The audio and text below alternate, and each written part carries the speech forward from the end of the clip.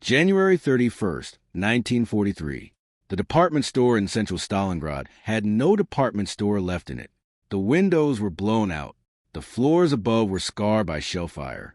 Down in the basement, German officers lived in darkness, smoke, damp cloth, fever, human waste, and the stale breath of men who had stopped believing relief would come. A few lamps still burned. They made the room look smaller. The headquarters has a sound even at the end. Paper still moves. A telephone still rings if the wire has not been cut. A staff officer still asks for a time, a location, a unit designation, because trained men keep habits after hope is gone. In that basement, the habit survived longer than the army. Field Marshal Friedrich Paulus sat below the ruins with his staff. He had held Stalingrad as ordered. He had watched his army lose the last airfields, the last food dumps, the last fuel, the last real hope of movement. He had radioed that his men could no longer fight in any organized way. Berlin answered with promotions. Hitler had made him a field marshal the previous day. No German field marshal had ever been captured. The meaning was clear enough for everyone in that basement. Hitler expected Paulus to shoot himself rather than walk into Soviet custody. The rank was a message wrapped in honor. Paulus did not shoot himself. When Soviet soldiers reached the headquarters, he was alive, thin, sick, exhausted, still in uniform. General Arthur Schmidt, his chief of staff, did more of the talking. Paulus insisted, in the stiff language of man trying to preserve one last piece of form, that he had been surprised and captured. He did not formally surrender all forces in Stalingrad, because other German pockets still fought without him. That distinction mattered to him. Outside the basement, it mattered much less. The Sixth Army was dying in pieces.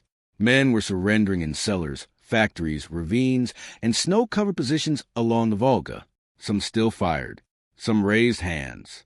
Some waited for an order that could no longer travel through the broken city. The story usually ends there, with Paulus stepping out of ruins as a symbol of German defeat. The harder story begins earlier, on November 19th, when Soviet guns opened north of Stalingrad and Paulus still had an army with fuel and some vehicles, ammunition and many guns, and a possible route out before the ring sealed. That was the moment when the general had to choose between field judgment and Hitler's command. He chose to ask. Then he asked again. Then he waited until the choice disappeared. If you're enjoying the story so far, don't forget to hit the like button and subscribe. Drop a comment telling me where in the world you're watching from. I love hearing from you. In the summer of 1942, Stalingrad looked like a prize that could be explained on a map.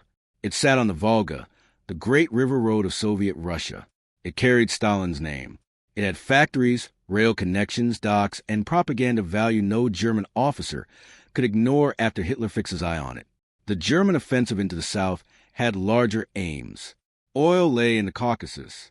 Armies needed fuel. The Reich had already learned that courage, training, and doctrine could not move tanks without gasoline. The Sixth Army, under Paulus, advanced toward the city. Paulus was not a battlefield romantic. He had spent much of his career on staff work. He could read maps, draft plans, follow procedures, and manage detail. He had helped prepare planning for the invasion of the Soviet Union. He understood military arithmetic better than many party men shouting slogans in Berlin. He also had a habit that would matter later. He obeyed upward. That obedience had already shaped his career. Paulus was not known as a gambler. He was careful, correct, and uncomfortable with improvisation when the order book still gave him a path to follow. His predecessor, Walter von Reichenau, had been harsh, ideological, and better suited to Hitler's taste for commanders who sounded ruthless. Paulus was different in manner, but he inherited the machine Reichenau had commanded. The Sixth Army fought inside a war of annihilation, and staff efficiency did not wash that away. Stalingrad did not fall quickly. The Luftwaffe smashed the city, but ruins make bad ground for an attacker. Rubble blocked vehicles. Broken factories became forts. Stairwells, sewers, cellars, and machine shops turned into separate battles. German troops pushed the defenders toward the Volga. Soviet soldiers crossed the river at night under fire and entered a city that consumed battalions by the day. By October, the Germans held much of Stalingrad. They did not hold the riverbank completely. The Soviet bridgehead remained narrow, battered, and stubborn. That strip kept the battle alive. While German commanders looked into the city, Soviet planners looked around it. The flanks were the weakness. Romanian, Italian, Hungarian, and other Axis formations held long stretches of exposed steppe north and south of the city. Many were short of anti-tank weapons. Many had thin reserves. They had courage in places. But courage cannot stop a winter offensive when the guns are too few and the line is too long. On November 19th, Operation Uranus began. Soviet artillery struck the northern flank. Tanks and infantry drove through Romanian positions. The next day, another blow came from the south. The two spearheads moved toward Kalik, west of Stalingrad. German headquarters tried to understand the size of the break. The answer arrived quickly. This was not a raid. This was an encirclement. By November 23rd, the ring closed. Inside were the 6th Army, parts of 4th Panzer Army, Luftwaffe personnel, Romanian units, supply troops, clerks, drivers, wounded men, and thousands of support personnel who had never expected to become trapped infantry. Numbers vary by source and category, but hundreds of thousands were caught in the pocket. Paulus sent reports. He knew the army could not sit forever inside Stalingrad. He knew the supply requirement. He knew winter was coming down hard. He knew the army needed movement before the Soviets strengthened the ring. His staff understood it too. A breakout would be costly, confused, and dangerous. Waiting would turn danger into certainty. The order from Hitler was to hold. The city on the Volga was to become a fortress. The 6th Army would stay where it was. The Luftwaffe would supply it by air. Relief would come. For a few days, those words still sounded like a plan. The men inside the ring could still imagine the old rhythm returning. German armor had escaped hard situations before. Luftwaffe transport pilots had supplied pockets before. Hitler had turned crises into stubborn stands before. Many officers believed the first shock of encirclement might be absorbed, provided relief came quickly and the army was allowed to move at the right moment. That right moment passed almost invisibly. Paulus did not ignore Hitler. He did not break out on his own authority. He did not gather his corps commanders and announce that the army would save itself. He requested freedom of action. That phrase sounds dry. Inside Stalingrad it meant life or death. Freedom of action would have allowed him to decide whether to abandon the city, destroy heavy equipment, move west, and try to meet a relief force before the Soviet ring hardened. Without that permission, he remained tied to the ruins. Hitler refused. The refusal fit a pattern that had grown during the war. Hitler distrusted withdrawal. He saw ground as proof of will. He believed that orders could hold space even when fuel, food, weather, and enemy strength said otherwise. He also believed that the 6th Army inside Stalingrad could pin Soviet forces and protect the larger German position in the south. There was military logic buried inside the order. If the 6th Army held, Soviet armies had to stay around it. If it broke out badly, it might lose equipment and dissolve in the open steppe. If it abandoned Stalingrad, the prestige loss would be enormous, and the Southern Front might unravel faster. That logic had a price. The price was paid by men inside the pocket. Paulus accepted the order and tried to make a fortress out of a trap. Units dug in where they were. Supply officers calculated daily needs. Luftwaffe commanders promised tonnage they could not deliver. Trucks sat idle for lack of fuel. Horses died or were slaughtered. Wounded men waited for evacuation through airfields that came under increasing pressure. Every day made a breakout harder. Fuel was consumed or lost. Men weakened. Draft animals vanished. Tanks became fixed guns. Soviet forces improved positions along the ring. The weather punished anyone who tried to move. Stalingrad turned the 6th Army into something less mobile with every sunrise. Paulus still reported upward. He was not blind to the danger. He knew that air supply could not meet the army's needs. The numbers were brutal. An army of that size needed hundreds of tons a day. Whether aircraft losses, Soviet fighters damaged airfields, and distance reduced deliveries far below what was required. Men at the front did not need the tonnage tables. They saw the result in bread rations, ammunition counts, and medical stations where bandages ran out. The army waited for Manstein. Field Marshal Erich von Manstein was given the task of relief. Operation Winter Storm began in December. German armored forces drove toward the pocket. For soldiers inside Stalingrad, every rumor of approaching tanks carried enormous weight. Men listened for news. Staff officers watched the maps. The gap narrowed, but it did not close. Manstein wanted Paulus to move toward him. This was the terrible geometry of December. A relief force outside the pocket could drive east only so far. The trapped army inside could reach west only if it abandoned the fixed idea of Stalingrad. The two movements had to meet. One without the other created a thrust into empty winter. Paulus could not do it without permission. He also lacked the fuel for a full breakout, with all wounded and heavy equipment. A partial breakout would abandon tens of thousands. A delayed breakout might fail before it started. The staff debated, calculated, and argued in the controlled language of German headquarters while the army froze. Hitler still refused. The relief force stalled and then pulled back under Soviet pressure. The chance, if it had ever been strong enough, was gone. Men inside Stalingrad heard the news in fragments. A tank column had come close. A village had been reached. A road might open. Then the tone changed. The name stopped moving toward them. The rescue line bent backward. Hope did not vanish in one announcement. It thinned across several days until everyone understood the same fact at a different hour. Paulus had obeyed. He had preserved the chain of command. He had kept the Sixth Army where Hitler wanted it. Now the army could no longer save itself. The Luftwaffe promise became one of the cruelest pieces of the Stalingrad story. Hermann Göring assured Hitler that the Sixth Army could be supplied from the air. Hitler wanted to believe it. The promise gave him a way to hold Stalingrad, without admitting that he was starving an army. It allowed the order to remain firm while reality was postponed. Transport aircraft began flying into the pocket. Junkers Ju-52s, Heinkel He-111s, and other aircraft carried food, ammunition, fuel, medical supplies, and mail. They landed at airfields inside the ring, unloaded, took wounded men when possible, and took off again through winter air thick with risk.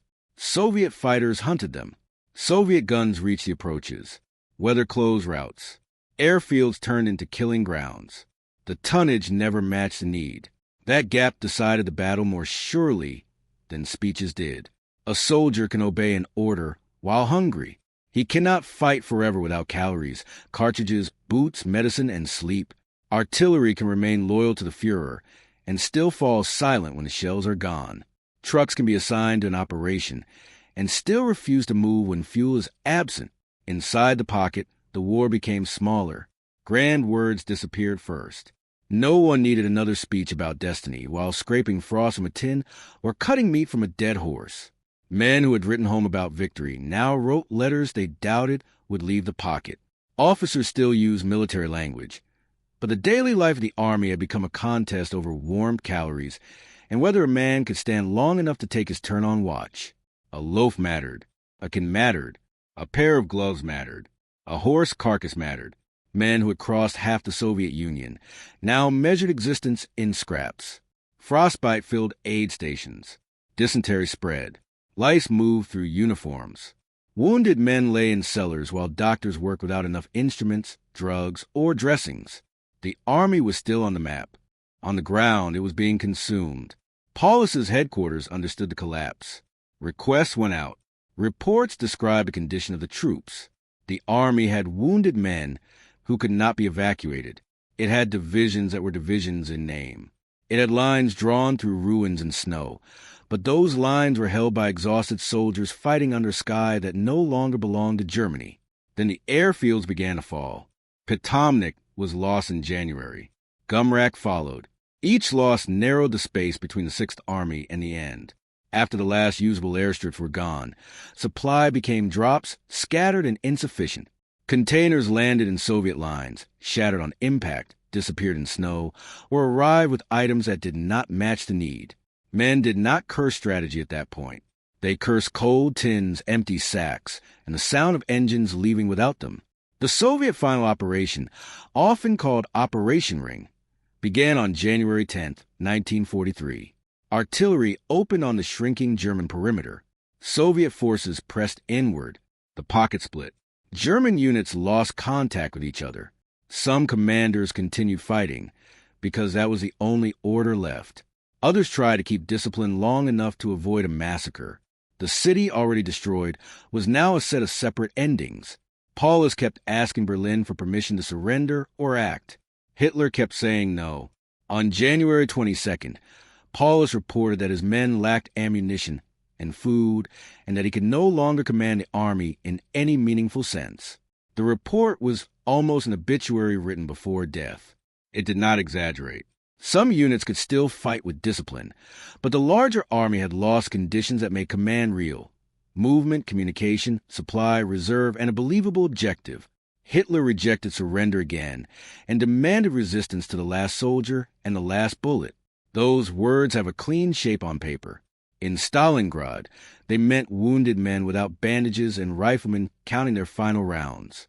The German general did what he had done since November. He reported the truth upward. He did not receive permission to live. If you're hooked on this story, make sure to subscribe and turn on notifications so you never miss an upload.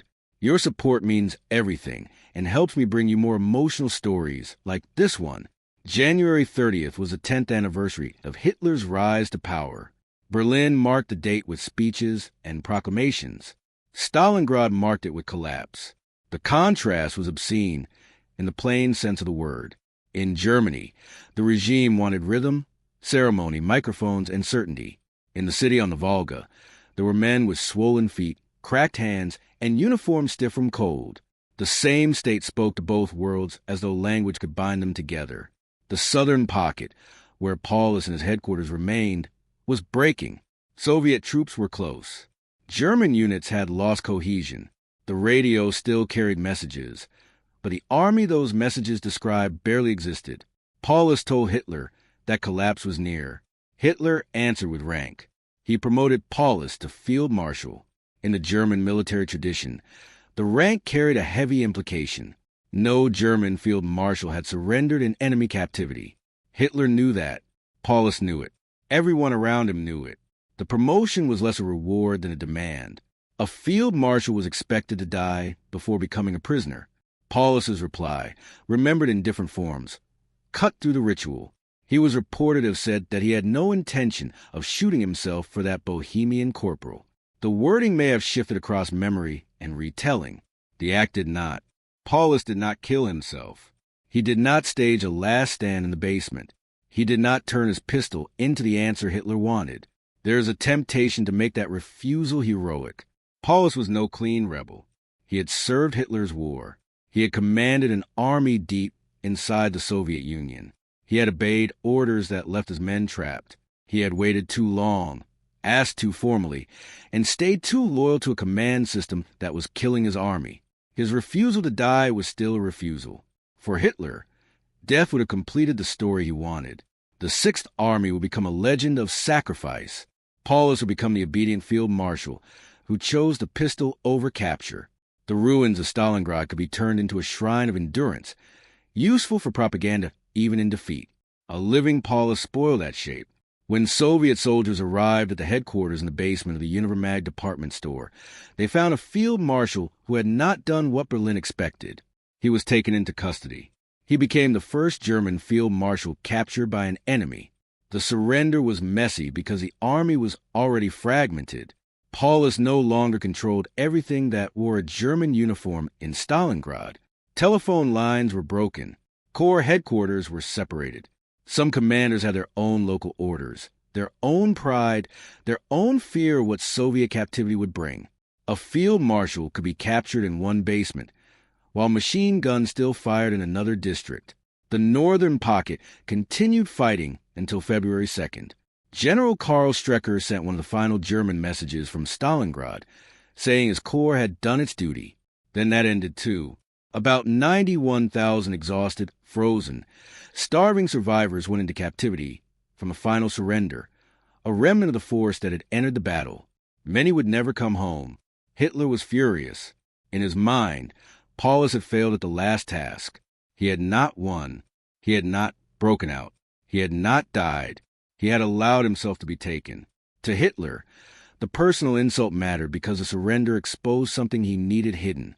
Orders could demand death, but men could still choose captivity.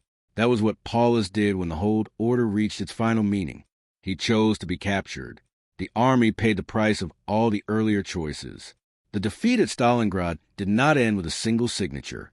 It ended in columns of prisoners moving through snow, in wounded men lifted from cellars, in Soviet soldiers staring at enemies who looked less like conquerors than survivors of disaster, in German officers trying to preserve rank while their commands disappeared around them. The prisoners were in terrible condition. Many were sick before captivity began. Many were frostbitten, starving, infected, or wounded. Soviet captivity was harsh, and the Soviet Union itself had been devastated by the war Germany had brought east. Camps, marches, disease, cold, and labor killed the great majority of the Stalingrad prisoners. Only a small fraction returned to Germany years later. The numbers became part of the shock. Numbers can become a shield if they are too large. 91,000 prisoners sounds like a statistic until it's placed inside a railway station, a village street, a hospital cellar, a kitchen where a mother waits for a letter. Stalingrad entered German homes through absence first. Empty chairs explain what propaganda could not. The Sixth Army had been one of Germany's premier formations. It had won victories. It had marched through Ukraine. It had pushed the Volga. Then it disappeared. Families in Germany waited for letters that did not come. Official language tried to make the loss noble. Mourning spread anyway. Goebbels declared days of national mourning. The regime needed grief controlled and directed. Stalingrad could not be presented as an ordinary setback. Too many men were gone. Too many families were touched. The name became heavy inside Germany almost at once. For Soviet citizens, the meaning was different. Stalingrad had survived. The city was wrecked, and the cost was enormous. But the Red Army had trapped and destroyed a German army in a battle Hitler had made personal. The victory showed that the Wehrmacht could be encircled, starved, reduced, and captured. It did not make the rest of the war easy. It changed what seemed possible. Paulus became useful to his captors. At first, he was reserved. He was a professional officer formed by obedience, hierarchy, and caution. Soviet officers understood the value of what they had captured. A dead field marshal would have been a symbol for Germany. A living one could be used against Hitler. Paulus did not become that instrument at once, but captivity changed a range of choices around him. Over time, Soviet pressure and the course of the war moved him into a public anti-Hitler role. He joined the National Committee for a Free Germany and made broadcasts aimed at German troops. Later, he testified at Nuremberg. The man Hitler wanted dead became a witness against the regime he had served. That turn angered many Germans. Some saw him as a traitor. Others saw him as a failed commander trying to survive defeat. Some blamed him for obedience. Some blamed Hitler for forbidding action. Some blamed both. The argument lasted because Stalingrad had enough guilt for everyone who touched it. Paulus lived after the war in East Germany. He died in Dresden in 1957. His end was quiet compared with the noise of the battle that defined him. He had outlived Hitler, the Reich, the Sixth Army, and many of the men who froze under his command. He carried the name Stalingrad longer than any rank he held. The question of what he should have done remains uncomfortable. Military history often wants a clean verdict. Stalingrad resists it. Paulus had orders, limited fuel, wounded men, divided units, Soviet pressure, and a dictator above him who punished independent withdrawal. None of that removes responsibility. It only shows why responsibility in command rarely arrives as a simple yes or no. A breakout in November might have saved some men and lost the army's heavy weapons. A breakout in December might have had a chance if coordinated with Manstein, though fuel and Soviet pressure made success uncertain. A breakout in January was fantasy. By then the army was too weak and the ring too tight. Paulus's failure was not that he made one bad decision in the basement. His failure was the accumulation of obedience. Each request that Hitler preserved procedure, while time destroyed the army's options. Each day inside the pocket converted a possible decision into an impossible one. By the time he defied Hitler through surrender, the defiance could save only his life and the lives of men still close enough to put down their weapons. The Sixth Army had already vanished as an army. Hitler ordered Paulus to hold Stalingrad because he believed we could repair the map. For a while, The order achieved part of what Hitler wanted. Soviet forces stayed tied to the pocket. German formations in the Caucasus gained time to withdraw. The Sixth Armies suffering bought days with a broader front. That fact is part of the cruelty. The hold order was not pure madness from the first minute. It had a military use. Then the use expired, and the order remained. That is where catastrophe hardened. A temporary sacrifice became a death sentence. An army that might have moved became a symbol that could not be allowed to move. Stalingrad became less a position than a test of obedience, and Hitler kept raising the price of passing it. Paulus passed the test until the final hour. He did not save his army by bold disobedience. He did not become the field commander who broke Hitler's order in November and fought west. He did not become the martyr Hitler wanted in January. His record sits between those endings, colder and less satisfying. He held, he asked, he waited, he surrendered.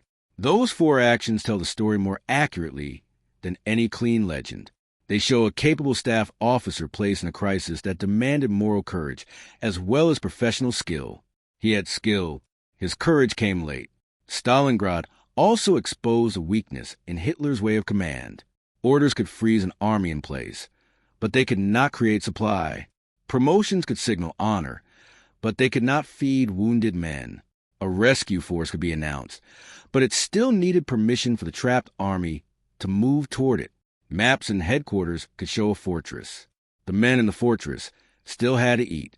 The lesson reached beyond Paulus. Stalingrad became a precedent. In later crises, Hitler could point how long the Sixth Army had held and ignore the graveyard that made those weeks possible. The same habit appeared wherever he turned cities into fortresses and commanders into custodians of doomed ground. The map might gain time. The soldiers paid for it with bodies, captivity, and silence.